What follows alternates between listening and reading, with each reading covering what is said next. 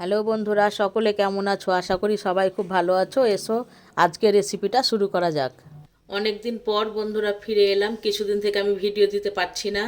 এর আগের ভিডিওতে আমি কমেন্টে জানিয়েছি তোমাদেরকে কারণটা আমার। তো যাই হোক, আজকে একটা ছোট্ট একটা ভিডিও নিয়ে এসেছি, সিমের ভিডিও। তো আগে উপকরণগুলো ঝটপট দেখে নাও। এখানে আমি পরিমাপ মতো সর্ষের তেল নিয়েছি, অল্প কিছুটা সাদা সর্ষে নিয়েছি, হাফ চামচ হলুদ গুঁড়ো নিয়েছি, পরিমাণ মতো লবণ নিয়েছি, আর লঙ্কার গুঁড়ো নিয়েছি। ঝালটা তোমরা বুঝে দেবে, যে যেমন ঝাল খাও বন্ধুরা। আর এখানে ছোট ছোট 3টে টমেটো কুচি করে রেখেছি, 5-6 কোয়া রসুন থেতো করে নিয়েছি, আর একটা বড় আলু লম্বা লম্বা করে আমি কেটে নিয়েছি। আর এখানে সিম ভাজা আছে বন্ধুরা। আজকে দুপুরে আমি সিম রান্না করেছিলাম, মানে সিম ভাজা করেছিলাম আর কি। তো এতটা মতন সিম আমার থেকে গেছে, যে দুপুরে যেহেতু খেয়েছে তার জন্য রাত্রে আর এই সিম ভাজাটা খাবে না। তার জন্য এটাকে আমি একটা নতুন রূপে একটা রান্না করব। তা আমি কিভাবে করছি বন্ধুরা তোমরা দেখতে থাকো। সিমটা তোমরা যেভাবে একদম ভাজো, সেদ্ধ করে নিয়ে লবণ হলুদ চিনি দিয়ে সেই রকম করে ভেজে নেবে। যদি এমনি সিম করো, আমার ভাজাই আছে, দুপুরে ভেজেছিলাম ওই রকম করে লবণ হলুদ দিয়ে।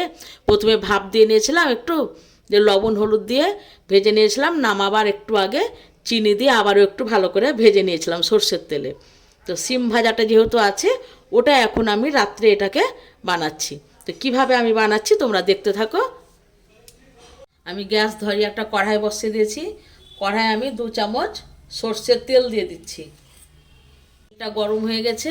তেলে এবার আমি আলুগুলোকে দিয়ে দিচ্ছি। আলুগুলোকে লাল লাল করে ভেজে নেব। দেখো আলুটাতে আমার হালকা রং ধরে গেছে। এই সময় আমি অল্প করে একটু লবণ দিয়ে দিচ্ছি, আর অল্প করে একটু হলুদ দিয়ে দিচ্ছি।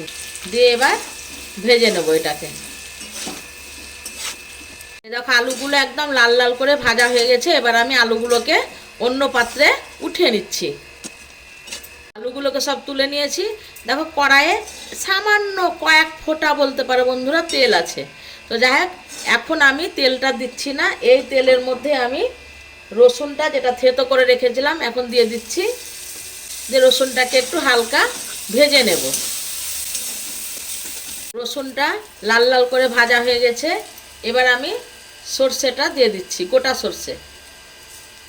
এটাকে একটু হালকা একটু নাড়াচাড়া করে নেব। এবার টমেটোগুলো দিয়ে দিচ্ছি। সব সবজির মধ্যে এই টমেটোর সবজি হলো বড় অবাধ্য, বুঝতে পেরেছ? এ মানে কিছুতেই নরম হতে চায় না। এ জব্দ শুধু একমাত্র লবণেই। তো দেখো এখনও নরম হচ্ছে না, তার জন্য আমি এখন এ সময় লবণটাকে দিয়ে দেব। আমি লবণ দিয়ে দিচ্ছি। লবণটা মাথায় রেখে দিতে হবে বন্ধুরা, কারণ সিম ভাজার সময়তেও লবণ দেওয়া আছে, আলু ভাজার সময়তেও লবণটা দেওয়া আছে, ঠিক আছে? সেই কথাটা মাথায় রেখে আমাদেরকে লবণটা দিতে হবে। এবার দেখো কেমন জব্দ হয়ে যায় টমেটো। এবার দেখো নরম হয়ে যাবে।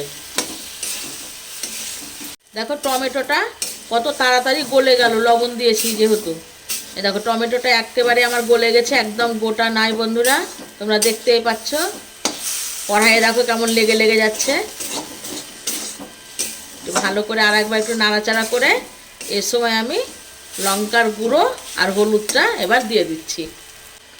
হলুদ গুঁড়ো দিচ্ছি, লঙ্কার গুঁড়ো দিচ্ছি। দিয়ে ভালো করে এবার একটু এটাকে মিশিয়ে নেব। তোমরা এইভাবে রান্না করে দেখো, রুটি দিয়ে ভাত দিয়ে অসম্ভব টেস্ট হয় খেতে।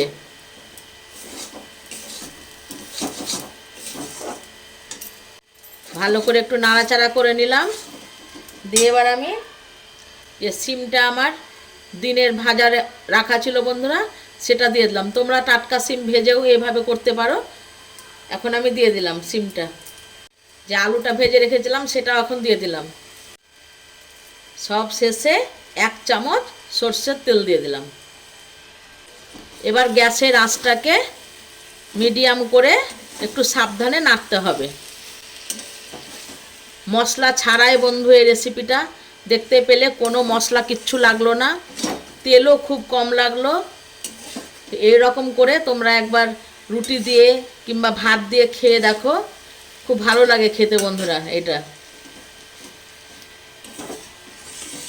আশা করছি তোমাদের ভালোই লাগবে।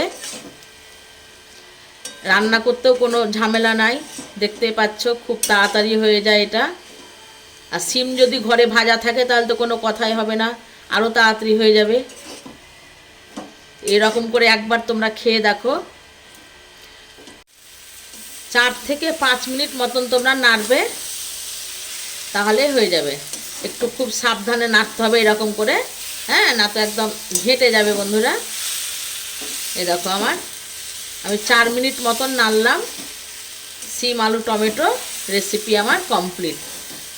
তো যদি তোমরা নিরামিষ খাও তাহলে রসুনটা দিও না, এমনি সর্ষে ফোড়নটা দেবে।